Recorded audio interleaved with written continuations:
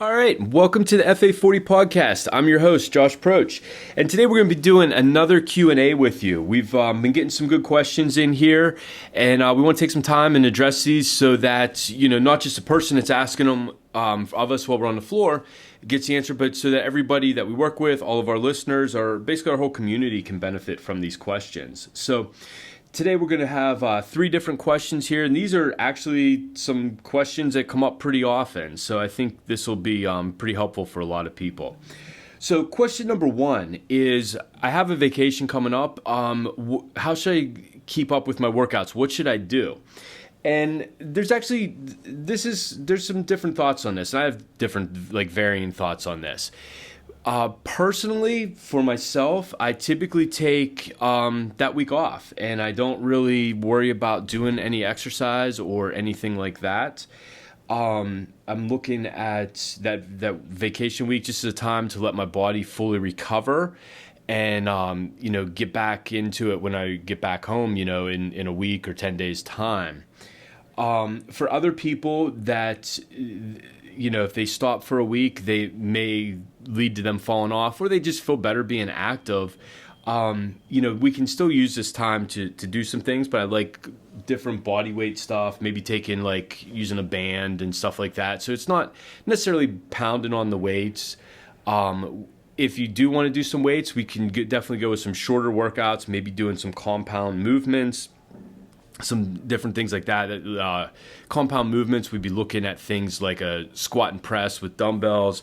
We could be doing like a deadlift to a bent over row, man makers, just kind of things like that maybe the weight's a little bit lighter, and the workouts are a little bit shorter, 20, 30 minutes, something like that. But the biggest thing is you're going on vacation to have fun, enjoy time with your friends, family, whoever you're going on vacation with, and basically just get away from your regular routine. And getting away from that routine is one of those things that can help you recharge. I hear from a lot of people that just kind of get to a place like, I just need to get away. I kind of feel like I'm getting burned out or things like that. So, we don't want to go on vacation and then have you be super stressed about getting in your workouts and all that stuff and not get that recovery time. And the other thing is there's some mornings you get up and, maybe you were planning on doing something, but you start having, some coffee, you're sitting on the beach, you're just, end up doing some other stuff, and you just end up having a great day doing things like that. And that's fine. You shouldn't beat yourself up because you didn't get your workout in on your vacation. And then I find for a lot of people when they're on vacation, they're active anyhow. Whether it's, walking more, especially on the beaches, walking up and down the beaches, but even people that are going to the parks like Disney and Universal and things like that, there's a ton of walking, and that's activity. And then, our winter vacations, which we're kind of coming out of now, but you've got your skiing, you've got all that different stuff, hiking, stuff like that. So, different activities also can make up exercise. And I like those, summer stuff, getting out and kayaking or biking or any of that sort of stuff is all different types of activity. And it's actually good for your body. It just gives you a little bit of a break. So, if you're heading out on vacation and, you kind of don't want to work out and you want to take that off, don't feel bad about that. That's exactly what it's there for. You can do that. If you want to keep up doing some things, that's completely fine too. In fact, we actually, just for all our members, we got little cards made up with QR codes on them so they can scan them, and they've got some body weight workouts. They've got workouts that they could do with a band, with just one kettlebell or just some dumbbells. And all these workouts take 15, 20 minutes. They're not super long, but there's still something for them to do to fit in, because I do know a lot of people like to keep up with their workouts. All right, so question number 2, and this is another one that comes up, is what type of shoes should I wear in the gym for my workouts?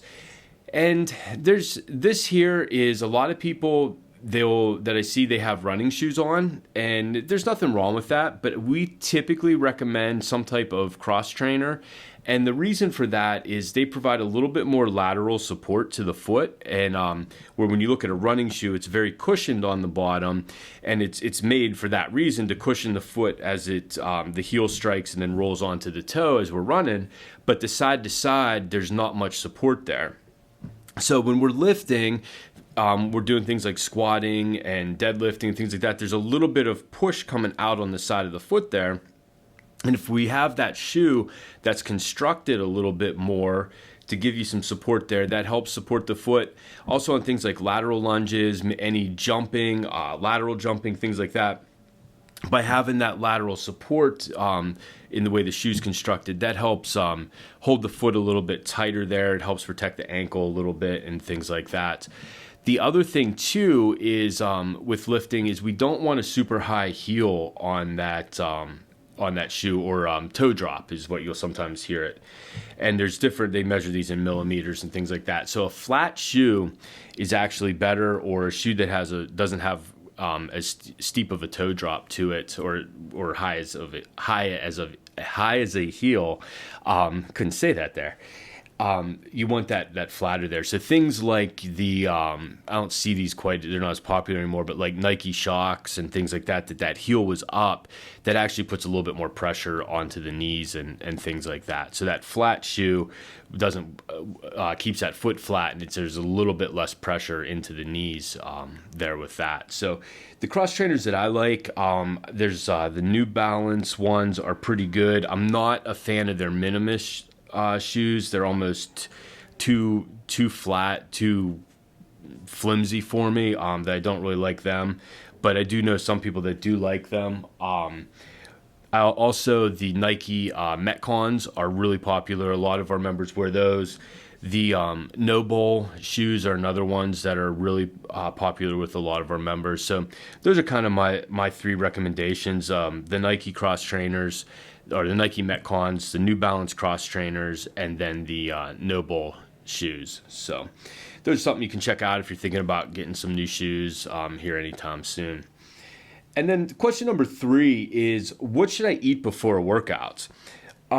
This varies with different people. Some people, we find they don't do well with eating something before they work out. And other people, they do, they need to work out, They need to eat before they work out, just because their blood sugar drops off. They get very lightheaded, nauseous, things like that. So it'll kind of depend on you. There isn't a hard answer on this, but what we recommend for all people that are new to exercising is definitely eating before they come in, just so we don't get that blood sugar drop off and they get into that hypoglycemic state, which can be, it's pretty miserable with that, the blood sugar dropping, and then the nauseous feeling, lightheadedness, all that sort of stuff. So what we kind of recommend is, we don't want something that is necessarily super high in sugar, because that'll spike the blood sugar and then drop it. We want something that has a little bit of fat, a little bit of protein, typically eaten an hour, 2 hours before your workout. So in the morning, this can be a piece of like toast with like peanut butter on it, especially because you're in the morning. If it's an early workout, you're not going to probably be up 2 hours before you work out. If it's in the afternoon, we can have something that is that's closer to that 2 hour window in there, and that'll help you with not getting that low blood sugar and that lightheaded, nauseous feeling and everything.